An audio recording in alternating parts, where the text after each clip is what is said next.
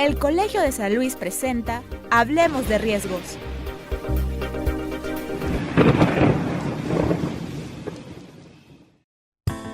Hola, ¿qué tal? Buen día, bienvenidos a este espacio de comunicación Hablemos de Riesgos. Soy su servidora Lidia Huache y estamos transmitiendo como siempre desde el Colegio de San Luis, a quien aprovechamos para agradecer las facilidades que nos otorgan para este espacio de comunicación. Hoy trataremos el tema salud y calidad del agua. Saludo y agradezco como siempre a mi compañero Armando Reina en los controles técnicos y saludo a mi compañero Jorge Damián en la conducción de este espacio. Hola Jorge, ¿cómo estás? Muy bien, Lidia, muchas gracias. Sean ustedes bienvenidos nuevamente a esta nueva emisión de nuestro programa de radio. Hoy tenemos dos invitadas, como siempre, de lujo, para hablarnos de estos temas que siempre nos están llevando a nuevas interrogantes y seguir buscando nuevas formas de difundir el conocimiento y hablar de riesgos. El día de hoy tenemos la presencia de la maestra Laura Elena Ortega Elorza y de la doctora Nadia Pelayo. Y como siempre dejaremos que ellas nos digan quiénes son, de dónde vienen, qué temas trabajan y no sé quién de ustedes guste empezar.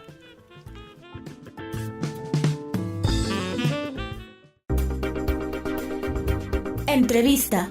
La palabra de diversas disciplinas. Hola, ¿qué tal? Muchas gracias por por la invitación a este espacio. Mi nombre es Laura y yo actualmente me encuentro colaborando aquí en el Colegio de San Luis como becaria de investigación para el programa de Agua y Sociedad.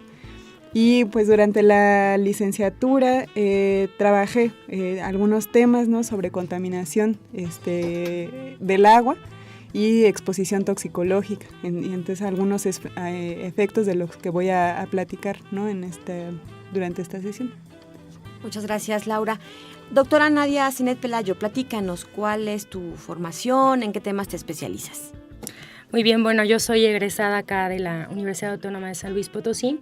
Mi doctorado es en Ciencias Ambientales, acá con la línea en especialidad en toxicología, evaluación de riesgo en poblaciones vulnerables, en ambientes contaminados. Y bueno, pues he tenido algún par de colaboraciones por ahí con la UNAM, con el CIMBESTAF, en evaluación también de riesgos, sobre todo nos enfocamos a población infantil. Algunos otros trabajos con los que hemos estado trabajando en esta cuestión de la línea de agua, pues es el más reciente con la Universidad de Guanajuato y la Universidad de Durango, con la doctora Diana Rocha, que es encargada de algún proyecto, de este proyecto sobre agua. Y bueno, pues una de las cuestiones a evaluar es la exposición a arsénico en algunas comunidades y las alternativas de prevención de algunos efectos adversos por la exposición al agua de bebida, ¿no?, con arsénico. Platícanos, Nadia, en una conversación fuera del aire platicábamos que realmente estás trabajando cosas también de aire, ¿no? Pero la idea sería un poco que nos contaras que a partir de estas investigaciones, qué resultados o qué indicadores te han dado señales de alarma que podamos poner atención, autoridades, población. Platicabas, por ejemplo, de Guanajuato, pero también platicabas de Matehuala. Digamos, tienes una trayectoria muestreando y buscando evidencias en diferentes partes del país. Cuéntanos, ¿qué has encontrado en esas investigaciones? Sí, bueno, en cuanto a la colaboración, pues bueno, aquí tendríamos que hablar un poco incluso sobre lo que los toxicólogos hablamos sobre las fuentes, ¿no?, o las rutas de exposición.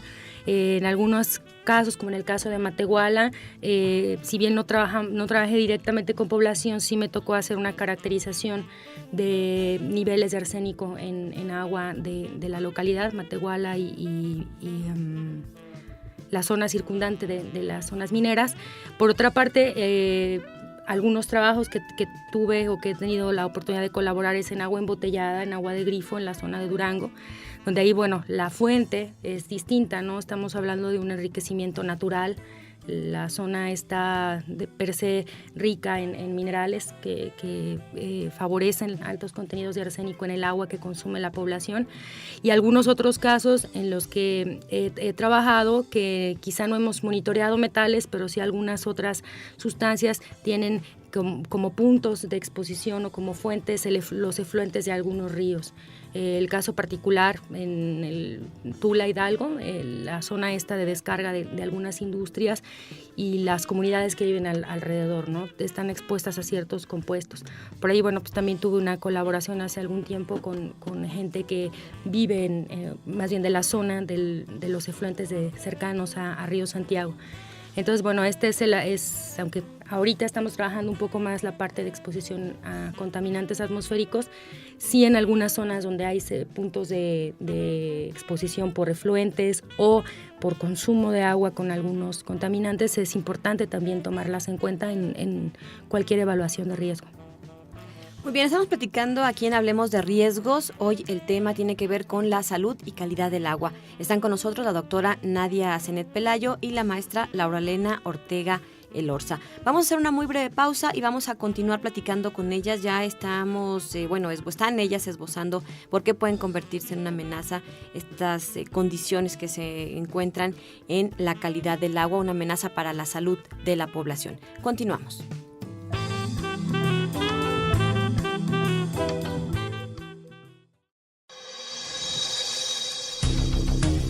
Hablemos de riesgos. Una pausa y continuamos.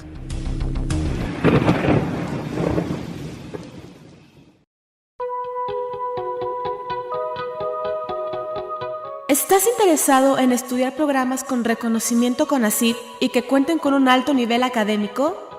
Los programas del Colegio de San Luis están por recibir a nuevos aspirantes interesados en las ciencias sociales y las humanidades.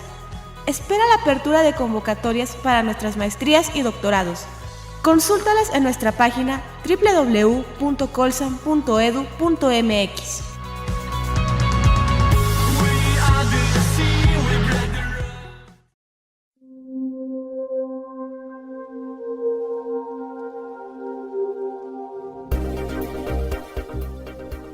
Estamos de regreso.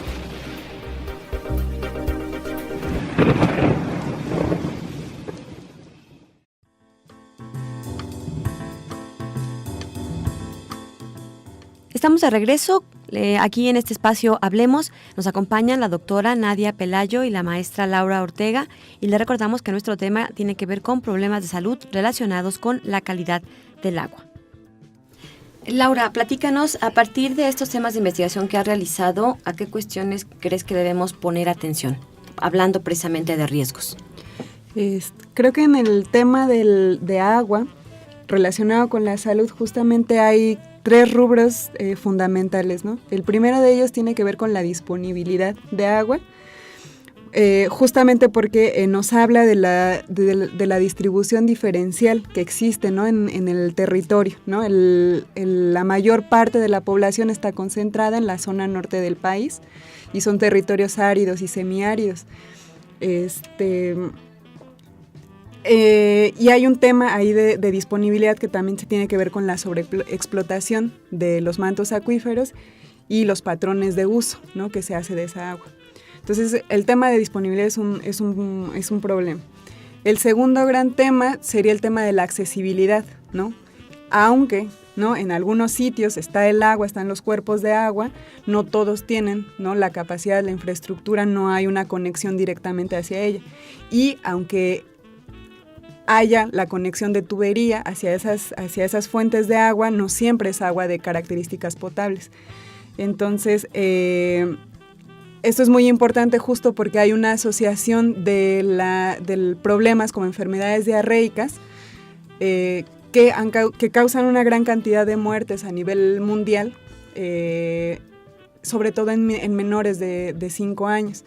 Entonces, el tema de no lograr una calidad de agua, ¿no? a esos niveles de servicios públicos es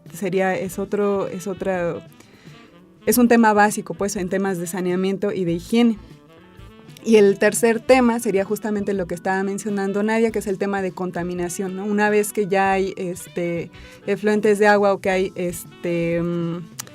liberaciones directamente hacia zonas de ríos, hacia zonas de lagos o de mares, que son zonas son puntos muchas veces que no están controlados, se libera una gran cantidad de compuestos tóxicos que no son medidos, no se sabe qué se está vertiendo ahí y no existe una red de monitoreo que de manera sistemática esté evaluando, ¿no?, esa exposición. Entonces, a veces esa agua es utilizada para el riego de productos, ¿no?, que posteriormente nos alimentamos de ellos, pero otro gran tema es toda aquella agua que no es agua de consumo.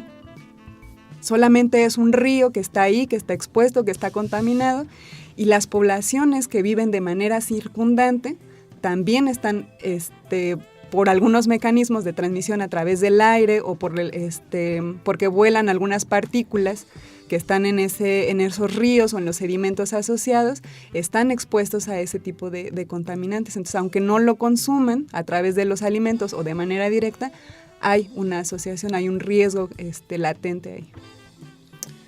En ese sentido, platicaban ustedes antes de entrar al aire precisamente de algunas experiencias que han tenido la coincidencia de hacer análisis en los mismos puntos. En temas de salud y de esto que nos han hablado, ¿qué incidencias o qué afectaciones tiene para la población esto que ustedes han encontrado? Decías, Nadia, hay un tema de arsénico, pero también entiendo que también hay problemas de flúor, hay problemas de mercurio. ¿Dónde se presenta esto y cómo se traduce esto en términos de salud para la población en general? Bueno, aquí nuevamente retomo lo que comenta Laura, ¿no? Y un poco lo que comentaba yo en un principio, inicialmente establecer la fuente y el punto de contacto con la población. Y porque en función de eso, en función de esas situaciones, cómo se podría manejar la cuestión de salud. Y, por supuesto, los efectos adversos a la población van a depender también, ¿no?, del tipo de contaminante. En el caso, me enfoco ahorita en el caso del agua que llega a algunas localidades, por ejemplo, una mayor parte de la República Mexicana tiene enriquecimiento de flúor en agua, ¿no? Entonces, hay muchos estudios que han demostrado efectos en salud, mujeres embarazadas, más allá de la cuestión estética de la dentadura, ¿no?, la fluorosis dental. Hay por ahí otros estudios donde involucra un decrecimiento en algunos desarrollo neurocognitivo en niños. Por ahí has tratado de establecerse también algunas asociaciones a nivel endocrino por la exposición a flúor. Y por otra parte hay zonas donde únicamente hay arsénico o arsénico y flúor. Y esto forma parte del sistema de agua, de redes de agua que se maneja como potable, ¿no? Es lo que abre es el grifo y es lo que llega. Eso, bueno, pues es una forma o tendría ahí que manejarse de una alternativa distinta a algunas otras zonas. Por ejemplo, comentábamos acá sobre algunos ríos donde se vierten desechos de algunas zonas industriales. Y ahí, bueno, pues el punto, como bien comentaba Laura, la difusión o el punto de contacto por estos contaminantes no necesariamente es el consumo, sino a través de aspiración en forma coloide o de partículas, etcétera. Y ahí dependería, ¿no?, qué es exactamente lo que hay. Si hubiera metales que se estuvieran dispersando por sedimentos o por polvos o vapores. El tema que hoy nos está ocupando, bueno, pues tiene que ver con problemas de salud relacionados con la calidad del agua. Vamos a hacer una pausa y continuamos.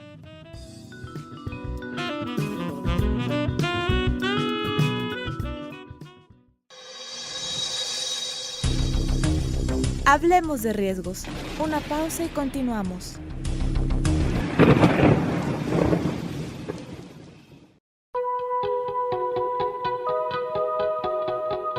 El Colegio de San Luis, Centro Público de Investigación, está dedicado a la formación de personas interesadas en el desarrollo científico de la región. Cuenta con 5 programas académicos en el campo de las ciencias sociales y las humanidades. Tenemos estudios literarios, estudios políticos e internacionales, agua y sociedad, antropología e historia. Ven y conócenos, el Colegio de San Luis te está esperando.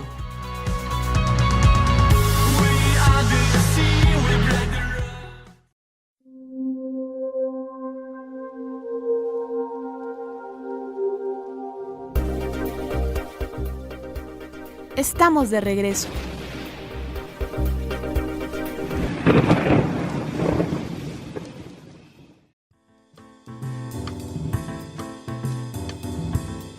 Estamos de regreso en este programa Hablemos de Riesgos y yo quisiera ahora preguntarle a Laura sobre una entrevista que le escuché la otra vez de la aparición de nuevas enfermedades a partir de los cambios que estamos viendo en el ambiente y cómo lo podemos vincular un poco a lo que hemos estado platicando en estos minutos.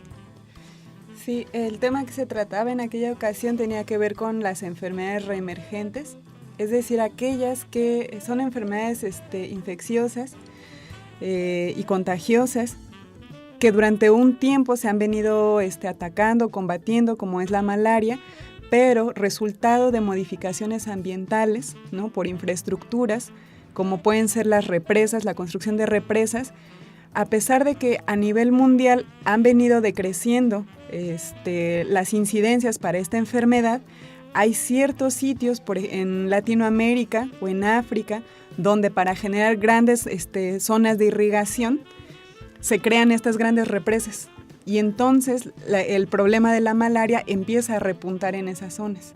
Entonces es una enfermedad que durante décadas se viene controlando, se viene trabajando, de pronto vuelve a repuntar y vuelve a ser un problema. Tenemos otros casos como la tuberculosis, ¿no? O sea, son problemas que pueden ser prevenidos a través de vacunación también y son problemas de falta de acceso al agua para saneamiento y para higiene. Pero cuando no se tienen esta disponibilidad, este acceso al agua, entonces son enfermedades que vuelven en ambientes de vulnerabilidad vuelven a resurgir, entonces vuelven a representar un problema. Con la doctora Nadia, preguntarle, contaminación por arsénico, por ejemplo, que se detectó en la zona de Matehuala, una vez identificadas las fuentes, ¿qué riesgos específicos para la salud de la población pueden representar y qué se está haciendo al respecto? Sí, en el caso particular, aquí sí me gustaría puntualizar, en el caso particular de Matehuala, el agua, a pesar de que tiene niveles muy altos de arsénico, la población no la consume. Y eso va un poco ahorita con lo que les voy a platicar sobre la cuestión de control, ¿no? Siempre es importante mencionar que aunque haya un cuerpo de agua contaminado, si la gente no lo consume, si no hay esta forma de contacto con el contaminante, no hay un riesgo que sí se genera en otras partes del país. Por ejemplo, les comentaba acá que un problema aquí en San Luis Potosí, en Guanajuato, las zonas centro, Aguascalientes, Durango, entre otros lugares, me parece Zacatecas, también es la presencia de flúor. De hecho, aquí en San Luis Potosí se ha hecho mucho trabajo, la doctora Deogracia Ortiz ha trabajado muchísimos años en tratar de presentar el problema de la presencia de flúor en agua, aquí sí en consumo agua de consumo humano. Les comentaba hace un momento, esto está asociado a que haya problemas en desarrollo infantil, bajo peso al nacer, algunos abortos, hay alguna evidencia científica de esto, por ahí hay una serie de artículos. El arsénico está asociado a cáncer. Sin embargo, una de las cosas que se han venido empujando es a través de las normativas. Hay normativas oficiales de regulación de contenido tanto de flúor como de arsénico para cumplir con los niveles permitidos o de seguridad del agua que consume directamente la población. En el caso de Matehuala específicamente, si bien hay un problema por ahí por metales, que no es necesariamente a través del agua de consumo, una forma que se ha tratado de comunicar a la población y que en general todos los que vivimos en una zona donde haya fluorosis, donde haya flúor en el agua, es el consumir agua embotellada que esté certificada, que tiene niveles por debajo de los que la norma indica. De esta manera podríamos disminuir el riesgo. Me permito citar un estudio que recién terminó la doctora Diana Rocha, en el cual colaboré, y efectivamente evaluábamos eso. Cuando hay una población que consume únicamente agua de garrafón, que tiene niveles bajos, tanto de arsénico como de flúor, los niveles de riesgo de los niños disminuían. Esta fue en población infantil. El que las mamás cocinen y que con agua de garrafón certificada, por supuesto, y que los niños solo consuman agua de garrafón, agua realmente de consumo seguro, disminuye por mucho el riesgo. En este caso hicimos una evaluación de riesgo a cáncer, ¿no? Que es el efecto final del arsénico. Entonces, tanto para un compuesto, tanto como para el flúor como para el arsénico, el tener el acceso a esa agua de calidad de bebida para cocinar. Y ahí es donde entraría la parte de políticas públicas, ¿no? Si bien pudiera haber ciertas marcas de agua que pudieran ser más costosas, en realidad el Estado, la Secretaría de Salud debería garantizar que cualquier proveedor de agua de garrafón cumpliera con esas normativas. Por supuesto, considerando los niveles que ya hay muchísimos estudios que se han establecido como seguros. Esto en particular, incluso aquí en San Luis Potosí, sí es muy importante que la población recuerde, sobre todo los niños pequeños, las mujeres embarazadas, el consumo de agua embotellada que garantice niveles bajos de flúor. Se van a ahorrar muchísimo, además del dentista, que se hacen los dientes amarillos, en muchas otras repercusiones, incluso la cuestión de hiperactividad o algunos trastornos en aprendizaje que parece ser que pudieran estar asociados a esa exposición. El simple hecho de cambiar ese hábito, el acostumbrarnos un poco dentro de las familias a tener ese consumo, va a favorecer mucho la salud de los niños también, y posteriormente en su vida adulta, claro. Vamos a ir a una breve pausa. Estamos platicando sobre problemas de salud relacionados con la calidad del agua y hoy nos acompañan la investigadora egresada del IPICIT, Nadia Pelayo, y una becaria de investigación del Colegio de San Luis, quien es la maestra Laura Ortega. Volvemos.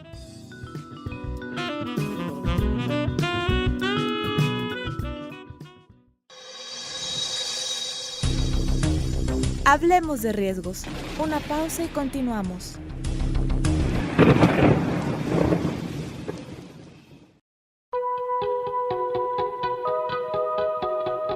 La Biblioteca Rafael Montejano y Aguiñaga está dedicada a fortalecer la investigación del Colegio de San Luis y divulgar la información. Cuenta con diferentes servicios que facilitan su misión. ¿Quieres saber cuáles son? Te invitamos a conocernos. Visita nuestra página web www.colsan.edu.mx.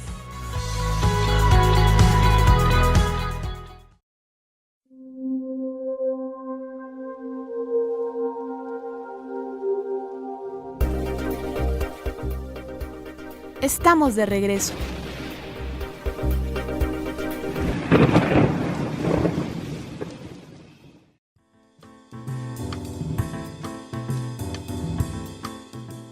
Bien, continuamos con nuestro tema sumamente interesante, como hemos estado escuchando algunos problemas de salud relacionados con la calidad del agua, y justo sobre este asunto nos va a continuar esta charla nuestras invitadas de hoy, Nadia Pelayo y la maestra Laura Ortega. Y Jorge, ¿tienes otra pregunta?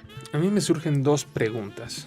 La primera, ¿qué es lo que nos van a decir siempre las autoridades? ¿Cómo comprobamos que eso que estamos diciendo, que estas incidencias en problemas de cáncer, en problemas de riñón, en problemas de malformaciones, está asociado a estos elementos? Esa sería la primera. Y la segunda es, ¿qué pasa en términos de escenarios de riesgos? Y eso es para las dos, a ver quién se atreve a contestarla. Porque estamos viendo que están surgiendo nuevas, están reapareciendo enfermedades que creíamos que estaban controladas, pero se están combinando con nuevos procesos naturales, industriales y sociales que parecerían que van a generar enfermedades cada vez más peligrosas o cada vez con mayor recurrencia. ¿Qué escenario podríamos estar esperando? Laura. A mí a propósito de esta pregunta me gustaría llamar la atención sobre un tema. Poder hacer, en términos de política pública, hacer esta diferencia cuando la contaminación viene, ¿no? Es una contaminación de fondo que tiene que ver con el estrato geológico donde está el agua. Y entonces, a veces simplemente el manto acuífero de donde proviene el agua está naturalmente ese compuesto. Hay otras veces que se llega a esos compuestos justamente por una sobreexplotación que se está haciendo de ese manto acuífero. Entonces se contaminan las zonas superficiales, por ejemplo aquí en San Luis, ¿no? Donde el acuífero de este tipo de Colgado está completamente contaminado, ¿no? Por aceites, por una serie de compuestos orgánicos, coliformes fecales, ¿no? Es inaccesible, a pesar de que es un acuífero que está a 40 metros, ¿no? Despuesito de eso está un acuífero somero, que es de donde se está extrayendo el agua. Pero todavía más abajo de eso está el acuífero subterráneo, ¿no? Y al llegar a los pozos de perforación hasta ese punto es donde salen este tipo de compuestos como arsénico o como flúor. Entonces tiene que ver o sea, la calidad de esa agua tiene que ver con el patrón de desarrollo que está teniendo esta ciudad también. Entonces una cosa es este punto y otra cosa es cuando deliberadamente se generan contaminantes al ambiente. Por falta de vigilancia, supervisiones, políticas públicas, planeación de largo plazo. Justamente, actualmente un dato que traigo, ¿no? Es que se vierten un total de en 3.400 puntos del país, se vierten aguas residuales sin tratar. Solamente el 57% de las aguas residuales captadas está recibiendo tratamiento. Entonces, a partir de los centros urbanos de población... ¿En dónde es este dato, perdón? A nivel nacional. De centros urbanos, solamente el 92% del agua es captada en alcantarillas y el 50% de esa es tratada. Pero de las zonas industriales, solamente el 29% del agua es tratada. Y no existe un mecanismo de transparencia que nos permita saber qué compuestos se están liberando y dónde. Solamente las industrias reportan el volumen que se está tratando, pero no la cantidad de líquidos sin tratamiento y menos los puntos específicos donde se están virtiendo. Estamos platicando en Hablemos de Riesgos con la doctora Nadia Zenet Pelayo y la maestra Laura Elena Ortega. Nadia, platícanos un poco también en este mismo sentido. Sí, acá es hacer esta diferencia, ¿no? Lo que Laura menciona con respecto a la contaminación por cuestiones industriales. Incluso hay algunas zonas que no necesariamente tendrían que ser industrializadas. Podríamos pensar, por ejemplo, en algunas zonas agrícolas donde los mismas deslaves por lluvia, etcétera, arrastran plaguicidas, arrastran una serie de compuestos químicos de las zonas de cultivo y finalmente llegan a la población. Aquí tendríamos que pensar en dos cosas, ¿no?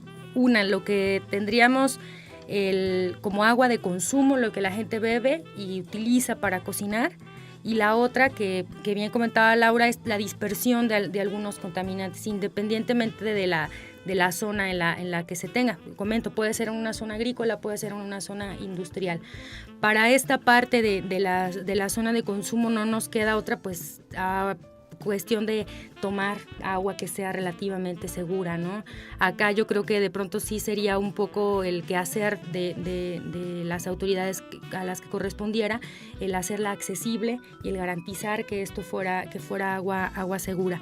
Por otra parte, efectivamente tiene este punto de la sobreexplotación, sobre todo de los acuíferos. Aquí en San Luis Potosí es un problema de que se utilizan pozos muy profundos, incluso por ahí en el argot de algunos geólogos se habla de aguas viejas, ¿no? Son aguas muy, muy antiguas. Por supuesto hay una serie de deslaves, hay una serie de fricciones dentro del agua con las rocas que genera este enriquecimiento mineral. Pero bueno, al final también nos encontramos con esta otra contraparte, la disponibilidad. Entonces es un problema que se vuelve con más complejo de lo que nos gustaría. Pero para finalmente en la cuestión de consumo sí habría que tener esa precaución.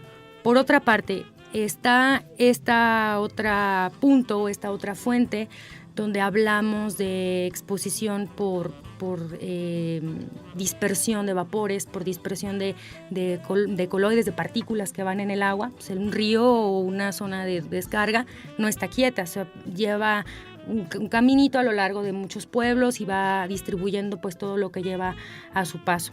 Entonces, pues aquí hablamos de poblaciones que no la consumen, pero respiran cerca de donde están estas zonas de puntos, ¿no?, de dispersión, o bien se secan algunas partes, se riegan los sedimentos en forma de polvo, entonces la gente puede llegar a consumirlos en forma de partículas, etcétera. Entonces ahí va otra cuestión encaminada, como bien mencionabas, a la vigilancia, pero ya no de los ríos, sino hablar precisamente de los responsables. Sí hay un registro de emisión y transferencia de contaminantes, y sí hay un registro de creemos en fuentes oficiales de cada compuesto, un listado de compuestos que se liberan al agua, pero pues solamente se queda hasta ahí. Bueno, lamentablemente nos ha matado el tiempo. Muchísimas gracias por esta sesión, esta información que nos comparten. Muchas gracias, Nadia.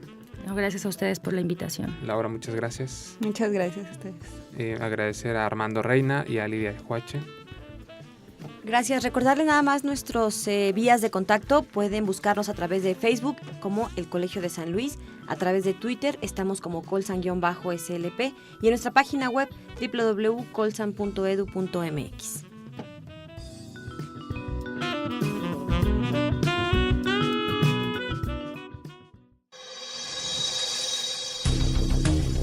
El Colegio de San Luis presentó Hablemos de Riesgos,